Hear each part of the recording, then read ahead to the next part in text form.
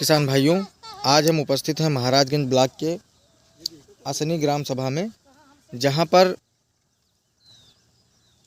भिंडी की खेती प्रमुखता से किसान जी करते हैं। और उनमें जो एक किसान हैं, आज हम उनसे रूबरू होंगे इस खेती को लेकर, जो विगत वर्षों से इस खेती को करते आ रहे हैं और भिंडी की खेती ही ये करते हैं।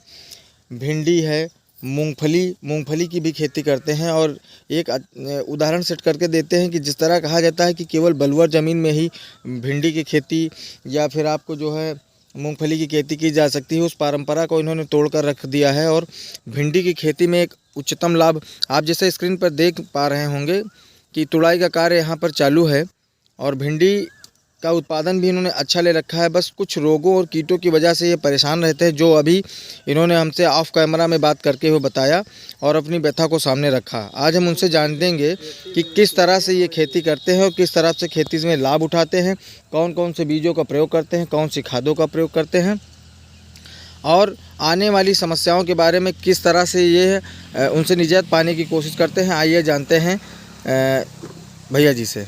आपका स्वागत है हमारे चैनल पर। आप अपना नाम बता दीजिए। हमारा नाम शत्रुघ्न है। अच्छा, तो कौन कौन सी खेती करते हैं, या प्रमुखता से भिंडी की खेती ही करते हैं आप? नहीं, भिंडी की भी खेती करते हैं, जैसे तोरई है, लौकी है, मूंगफली है, इतनी चीज़ों की खेती करते हैं, उड़द भी बोते हैं जी।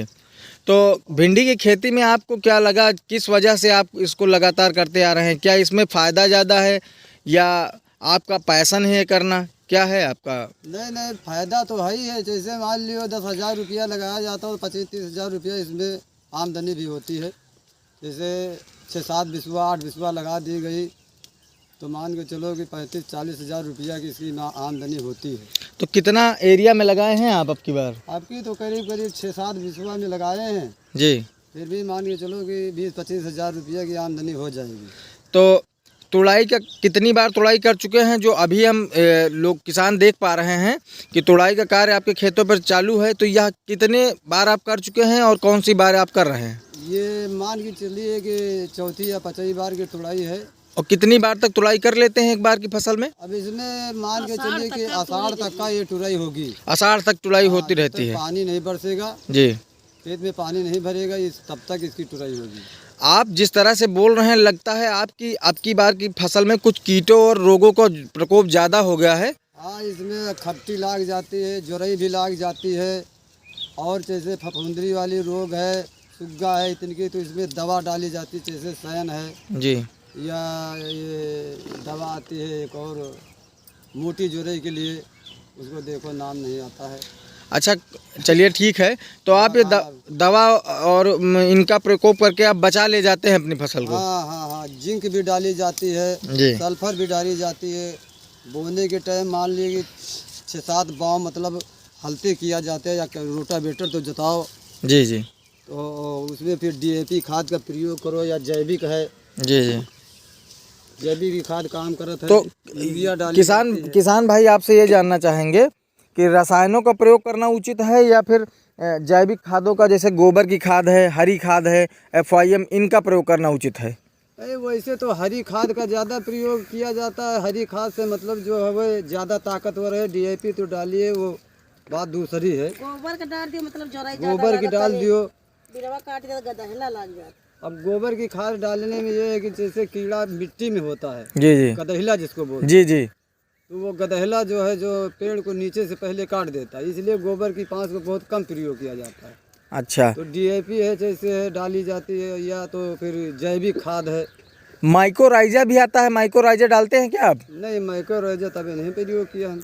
अच्छा, तो अभी जैसे आप तुड़ाई कर रहे हैं तो कितना भाव में बिक जाता है आपका ये? अब मान के चलिए कि पहले जब टूटती थी तो 350 रुपया पसेरी। जी। अब इस समय पर 30 रुपया किलो अभी बिकाती है। मतलब 150 रुपए की, 150 रुपए की पसेरी। पसेरी अभी रायबरेली। तो 150 की पसेरी में आपको लाभ प्राप्त हो जाता है? हाँ, लाभ प्राप्त हो जाता है। अब मान के चलिए कि जैसे 2 टुरैया या 3 टुरैया टूट गई और 250-300 की बिका गई, तो तुम्हारा जो दाम काम है वो सब वापस हो जाता है। अच्छा, तो और ये जो मतलब जो भी लेबर कास्ट होती है, तो आप ये घर से खुद से कार्य करते हैं या आप लेबर को हायर करते हैं इस कामों के लिए? नहीं, लेबर भी हायर किया जाता है। मान लीजिए जैसे घर पे यार आदमी जनगर हैं जी तो घर का कार्य हो जाता है, जी। और जैसे घर पर आदमी नहीं है तो जन भी डाले जाते हैं। अच्छा, जो ये काकी लोग खेतों पर काम कर रही हैं, ये आपके ही घर की हैं?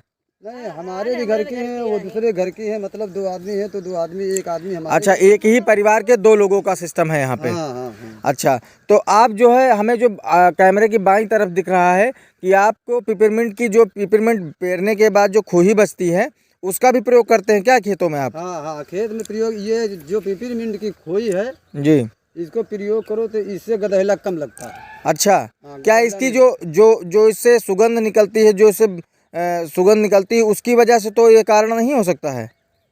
अब ये खराबी नहीं है। फसल में कोई खराबी नहीं आती, चाहे सुगंध मान लियो चाहे ऐसे मतलब लगा दियो, तो गोबर की खाद से ज़्यादा मतलब ताकत मारते, कम नहीं मारती।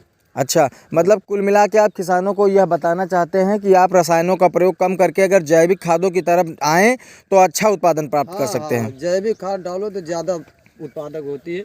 अब इसमें यही खोई पड़ी हुई है, पिपरमिंट की ये जो भिंडी लगी है, इसमें यही पिपरमिंट की जो खोई है जी जी, इसका पाँच बनता है। तो आपने मूंगफली भी बो रखी है? हाँ, मूंगफली भी बो रखी है। मूंगफली में भी तो यही खाद वाद डाली जाती है और लगाई जाती है।